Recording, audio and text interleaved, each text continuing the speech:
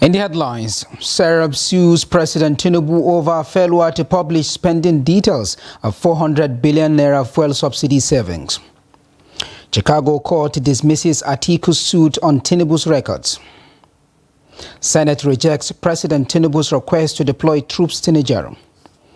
And on the foreign scene, 30 killed as passenger train derails in Pakistan. Hello and welcome to Trust TV's news update. I am Abdurrahman Umar. Thanks for joining.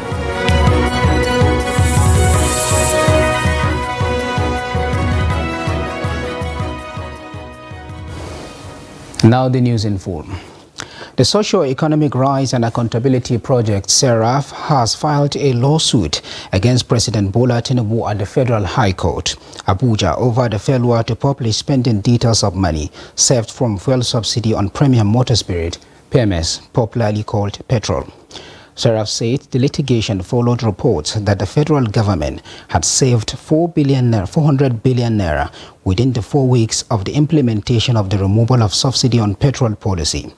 A statement issued on Sunday in Lagos by SERAF's Deputy Director, Kolawale Oluwadare, and the organization is seeking an order of the court to direct and compel Tinubu to publish details of spending of about 400 billion saved as a result of the removal of subsidy on petrol from May 29, 2023.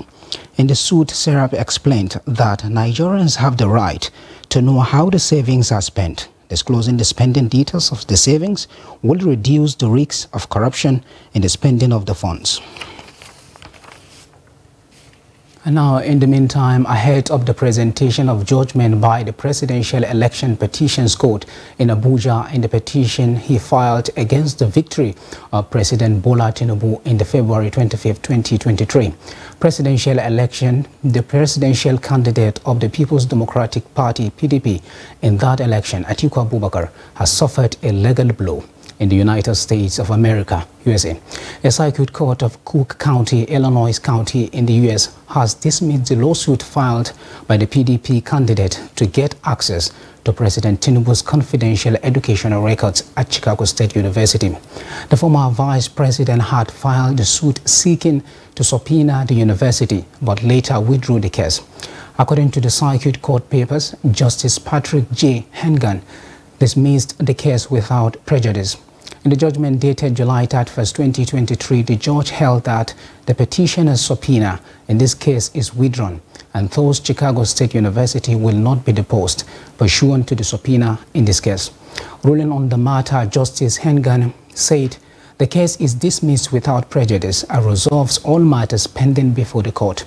Atiku had claimed that President Tinubu did not attend Chicago State University. Meanwhile, a leading Chicago State official has again confirmed that the president is a long-term and distinguished alumnus of the university. In an affidavit, the registrar of Chicago State University, Caleb Westbank, deposed that Bola Ahmed Tinubu graduated and was awarded a degree by Chicago State University on June 22, 1979. Pressure mounted Saturday on the leaders of a coup in Niger on the eve of a deadline set by the West Africa Regional Bloc, ECOWAS, for the military to relinquish control or face possible armed intervention.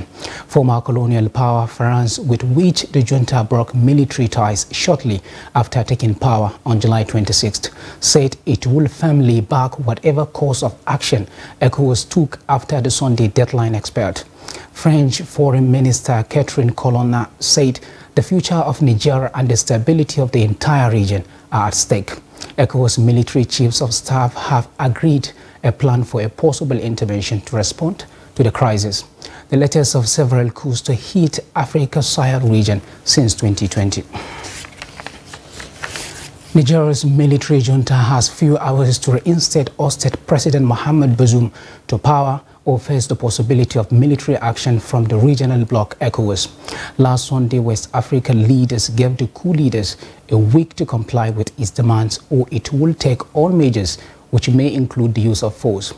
But in Niger's neighbor Nigeria, where the bulk of the troops are likely to come from, voices against the involvement of the military are growing louder. The two countries also have close ethnic and historical ties.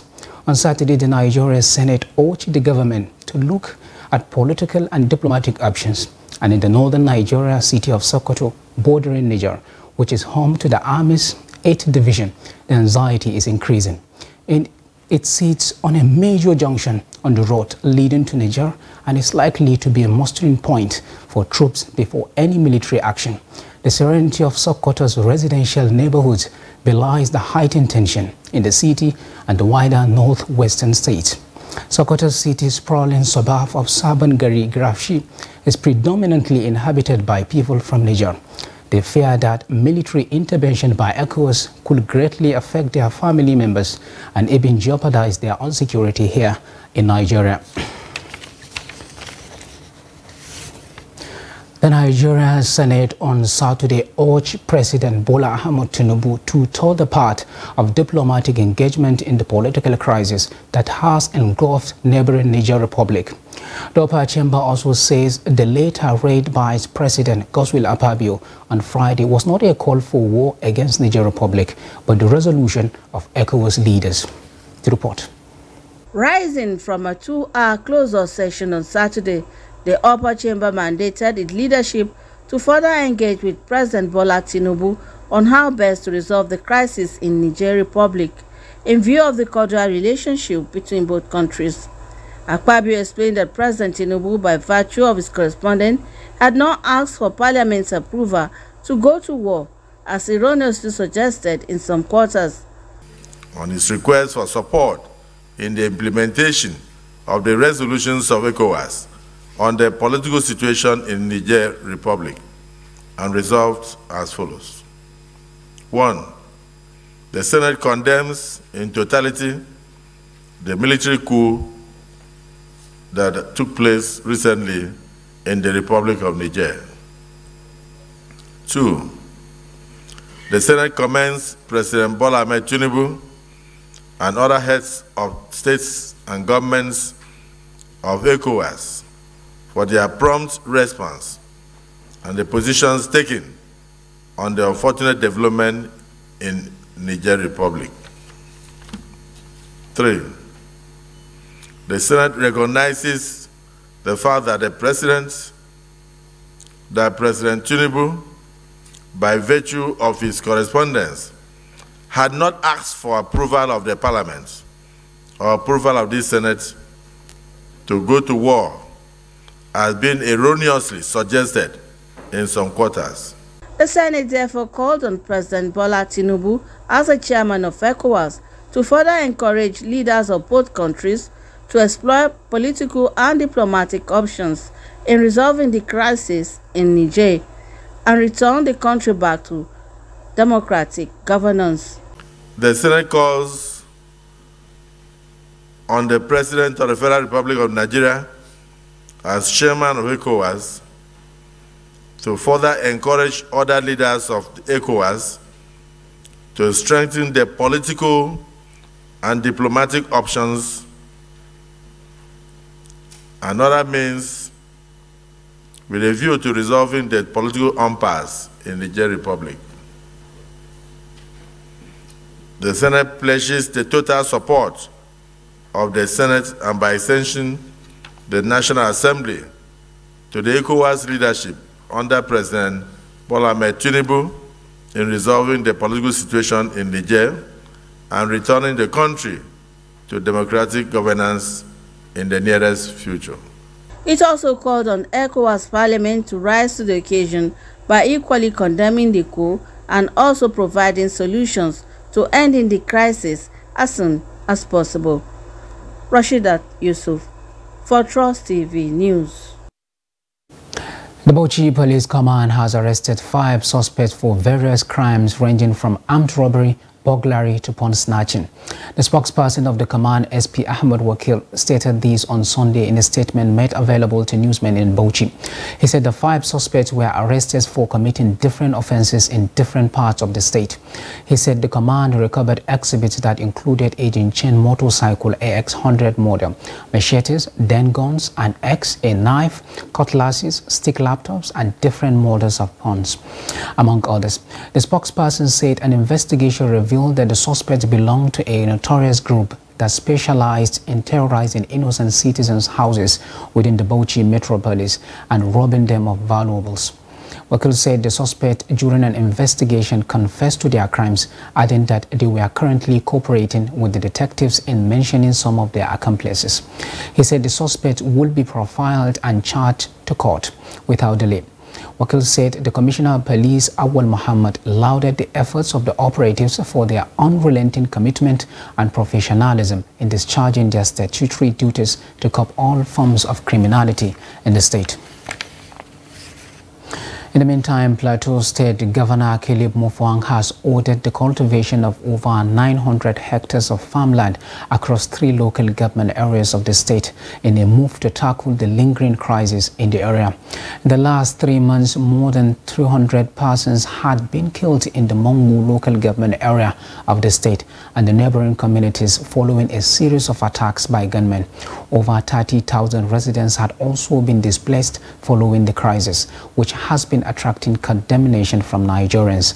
Speaking with the journalists on Sunday after the official flag off of the farming intervention that took place at Ligit Lubank community, the managing director of the Agricultural Services and Training Center in the state, Susan Bentu, said the governor directed the intervention to cover communities affected by the attacks and farm destruction.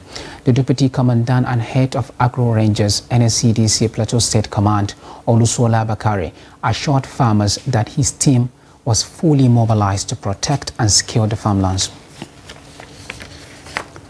The Abia State government will on Monday embark on the verification of all local government employees in the state. Head of Service Joy Maduka, who announced this in a statement, said it is in continuation of the initiative by Dr. Alex Ortiz administration to bring all state, local government, parastatals, state-owned tertiary institution workers, including pensioners, into one single database. She said the development will forestall any irregularities in the administration of both human resource and payroll resources in the state. You're watching the news update on Trust TV. Coming up after the break, we take a look at modern traditional medicine for healthcare. Details of this and more after the break. Do stay with us.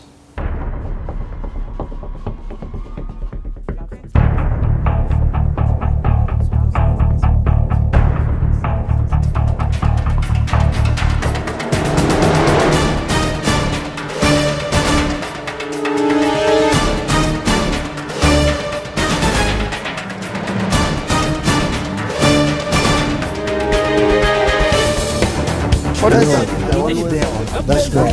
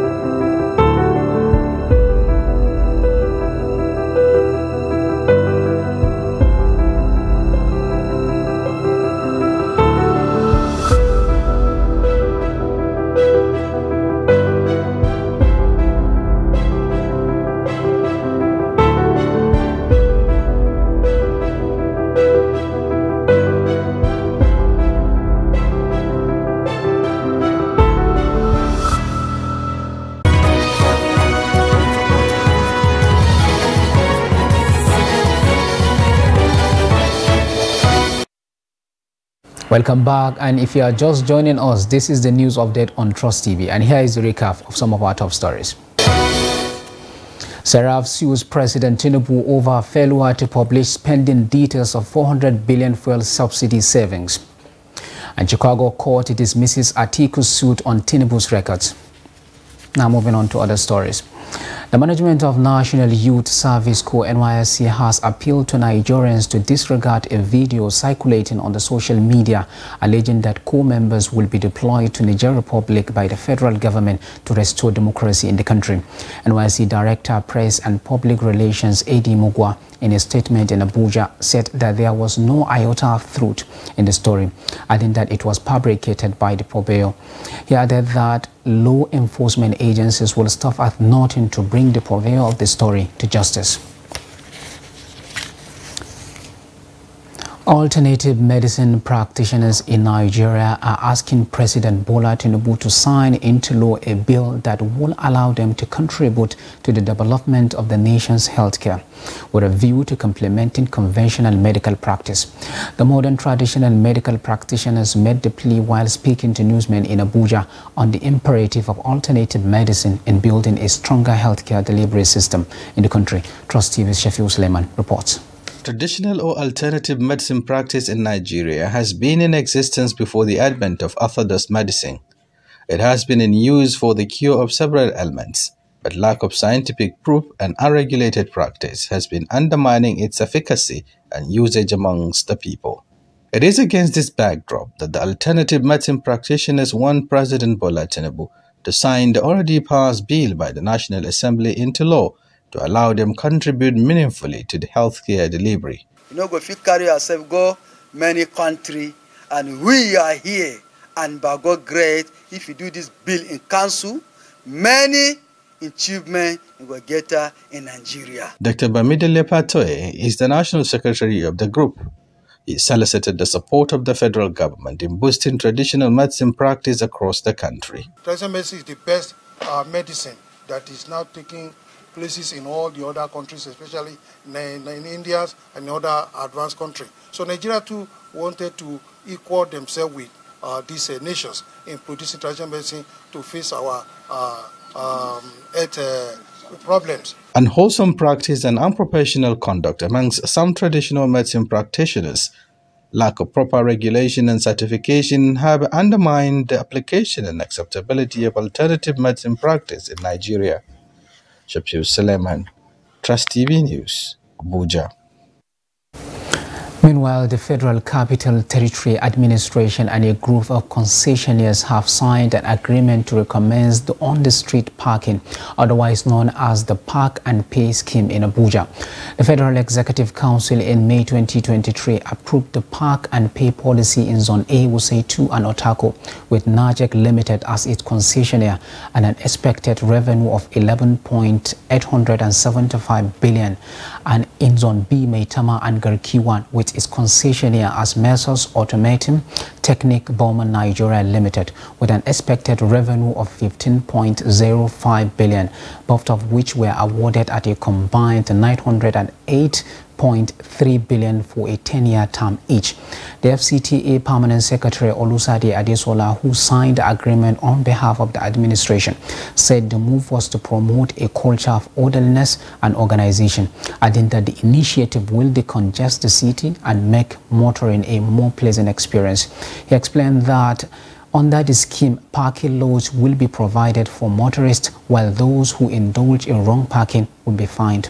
Adesola said the introduction of the scheme was with the consent of the 6 area councils, noting that, however, that implementation will not begin until residents had been fully sensitized and enlightened about the scheme.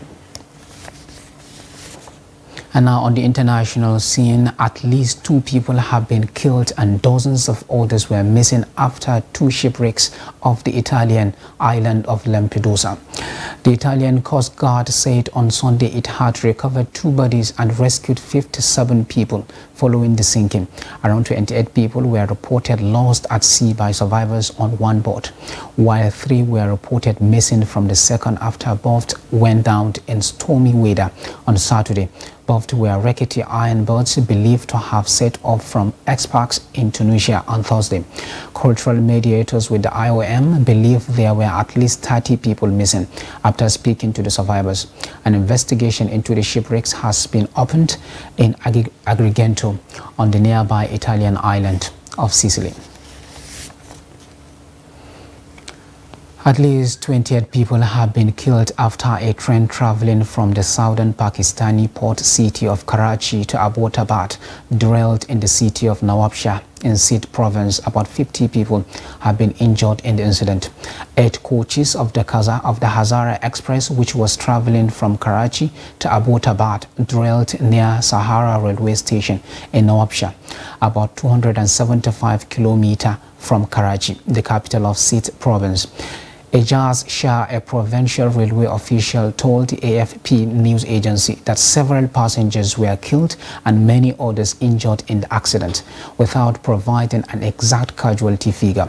The Hazara Express is a daily passenger train that leaves the port city of Karachi in the south and takes around 33 hours to reach Havelian in Khyber Pakhtunkhwa province, some 1,600 kilometers north. Still on the international news, reigning champions, the USA, are out of the Women's World Cup after being stunned by Sweden on penalties in Melbourne. USA dominated the 120 minutes but were denied by an inspired goalkeeping performance from Zizera Mosovic as the match finished goalless. The drama only ratcheted up further in the shootout. 3 USA players missed, including their footballing icon Megan Rapinoe on her last appearance on the world stage, before Sweden won in remarkable circumstances. USA keeper Alisa Neher appeared to have saved Lena Hurtig's effort at the second attempt, having pushed the initial effort up before clawing it out. But after checking with the video assistant referee, VAR referee Stephanie Frappart awarded the goal and sparked wild Sweden celebrations. USA manager Vlatko Andonovski was not convinced that the ball had crossed the line, despite technology confirming the goal. They were indebted to Mosovic, who made 11 savings in a game where the USA looked more like the team which won the World Cup in 2015 and 2019 than the one which snuck through the group stage. But they could not score, and in the shootout, Rapinoe, Sopina Smith and Kelly O'Hara all missed. Rapinoe, with what is her final action at a World Cup, as she has announced she will retire at the end of the year. It condemns the USA to their worst performance at the tournament. They had never previously failed to make it to the semi-finals. Still on the sports news, 4-time Olympic champion Simone Biles has made a triumphant return to gymnastics after a 2-year break. The 26-year-old American trailed the Chicago crowd with a stunning display to win the U.S. Classic in her first event since the Tokyo Olympics. Biles announced in 2021 she was taking a break to work on her mental health. Biles was given a rapturous reception at the Now Arena in Hoffman Estates, Illinois, and won with an all-round score of 509.100 points. And with that, we have come to the end of the Trust TV's news update. Do not forget to follow us across all our media platforms and our YouTube live stream. I am Abdurrahman Omar. Thanks for watching, and bye for now.